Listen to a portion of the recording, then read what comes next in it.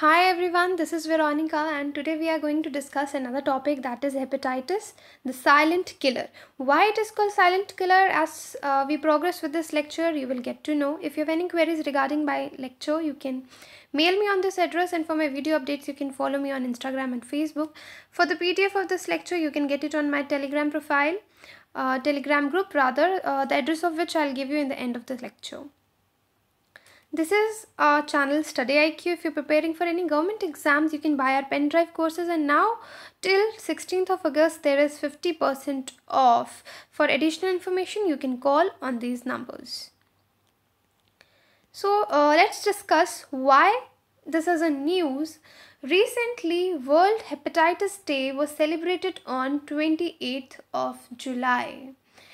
WHO has listed viral hepatitis as a major public health problem throughout the world and particularly in India. 28th of July is observed as World Hepatitis Day. Let me give you a fact, some data, that globally 1.4 million people die each year from hepatitis, and this day serves as a reminder to governments and policymakers to know the disease and take action.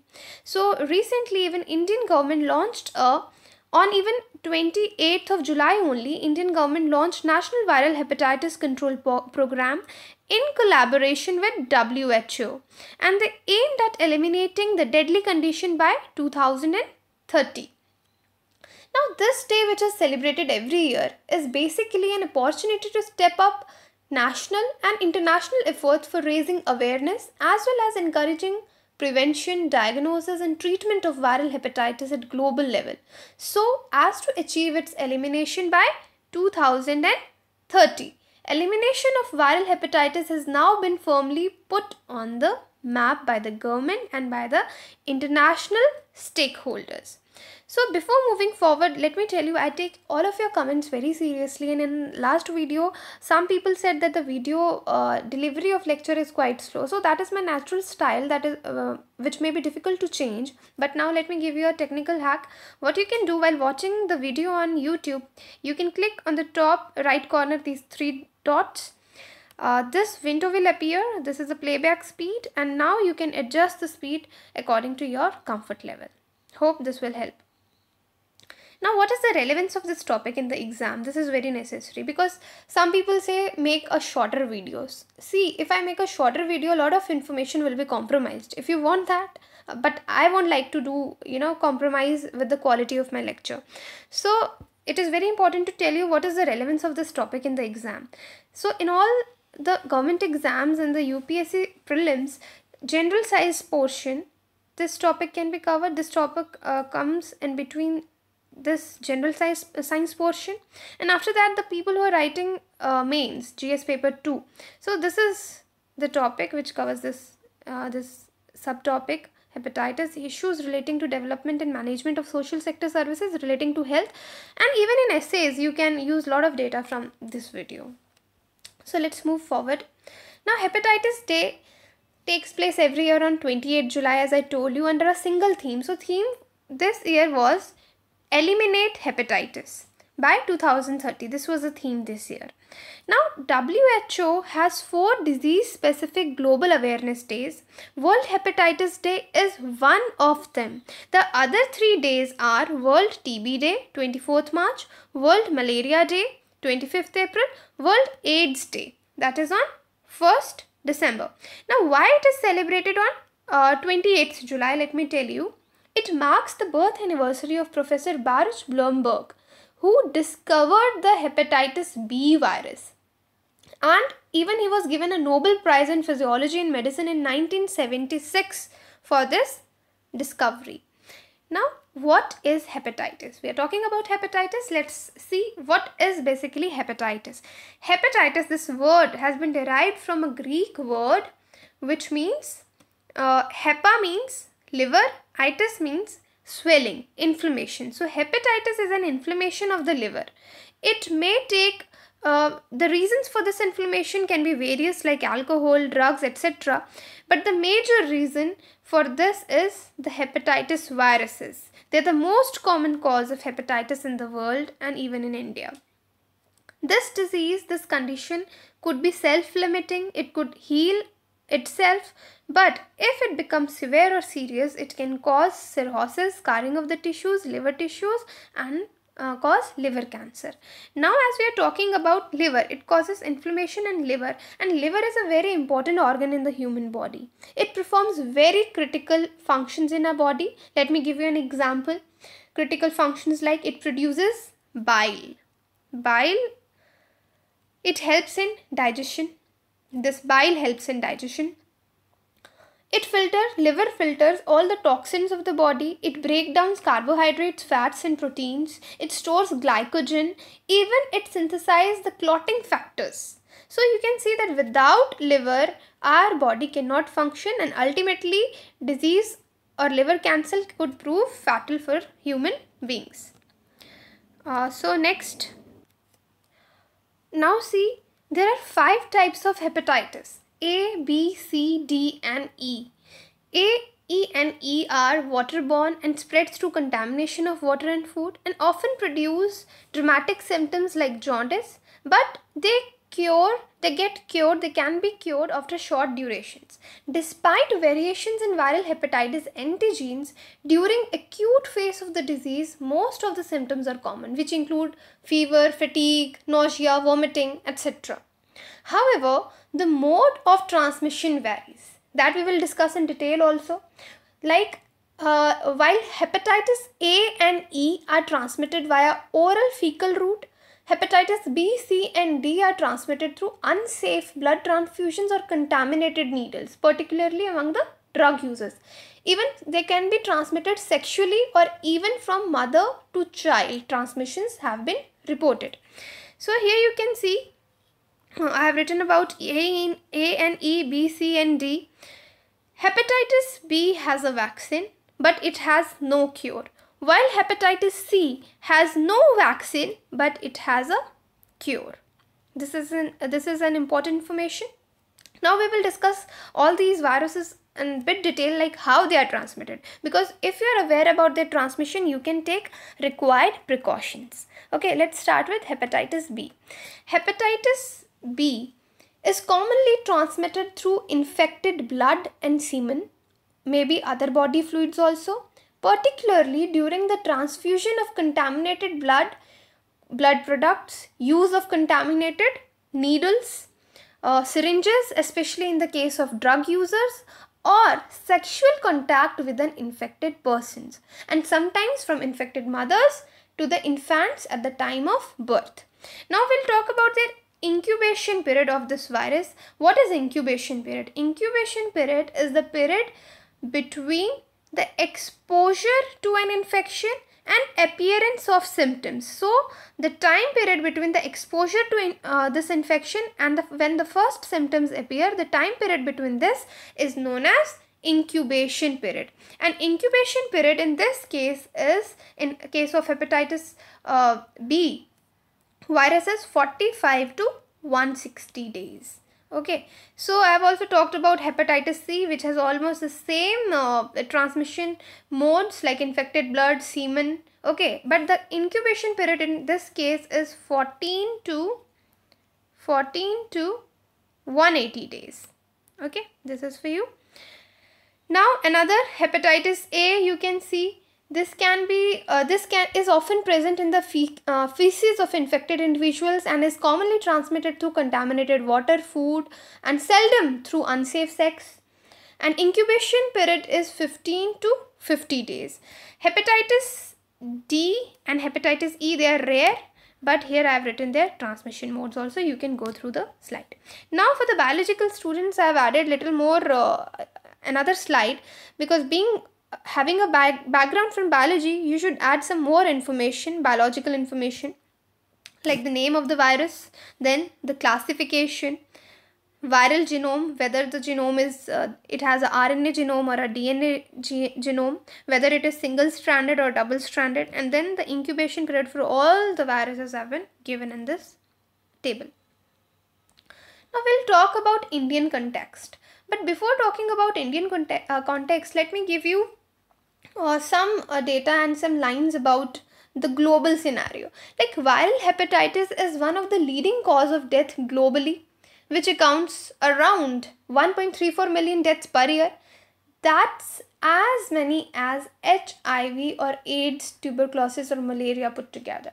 Together, hepatitis B virus and hepatitis C cause 80% of liver cancer cases in the world. Viral hepatitis is not found in one location, but it is a global epidemic. And currently, 90% of people living with hepatitis B and 80% living with hepatitis C are not aware of their status. Now you see why I have given this lecture the name silent killer, because majority of the people suffering from who are already infected from these viruses are not aware of their status. Now let me tell you one more thing, that in Southeast Asia region, more than 4 lakh people are killed by this disease every year, which is more than HIV and malaria combined together. Less than 1 in 10 infected people, okay, mark these facts, less than 1 in 10 infected people in the world, for example, are estimated to be aware of their status, while less than 10% who do know their status are receiving appropriate treatment. So these are very disturbing facts.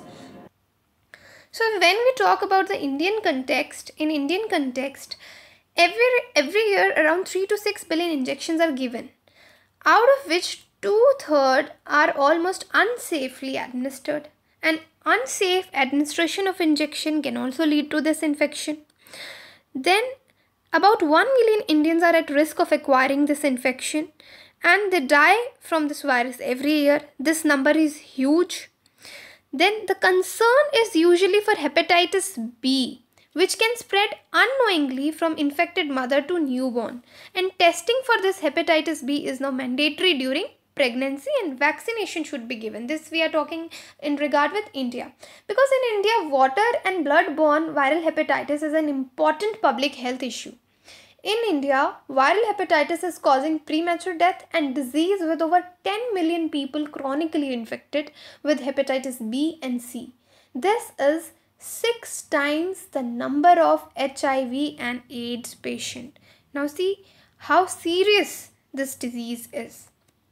Now, as I told you, this year on 28 July, our government also came up with a program in collaboration with WHO. Let's see what are the features of this program. First, now the government aims at prevention and treatment of hepatitis, okay, which is leading cause of liver cancer and liver failure in our country.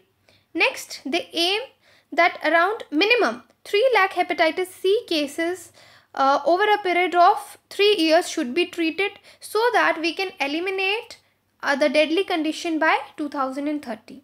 Third is, the program is part of National Health Mission.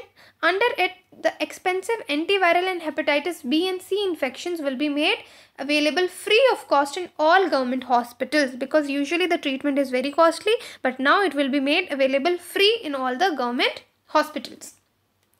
Next, see, as I told you, majority of the people are not even aware of their status. So now the government is trying to upgrade the facility for the diagnosis. Okay, in this point. And the next, which is very important, that they will also provide the vaccination to the babies born to the mothers carrying this virus within 24 hours of the birth, so that if we will adopt and implement all these features positively, we will be able to eliminate this deadly disease from India and maybe from the world by 2030. Now, before talking way forward, we should consider some points. Even I want you people to write in comments, because now you know about this condition, about hepatitis, what is the scenario, why it is a silent killer. There are missing millions in the global scenario because of this virus. What do you suggest?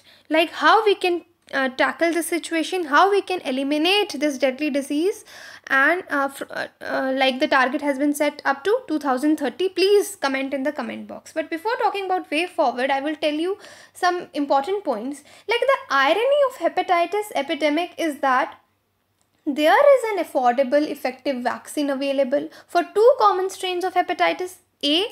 Let me write here, A and B. We have the cure and vaccination available, but these vaccines are covered under, both of these vaccines are covered under Union Health Ministry immunization program.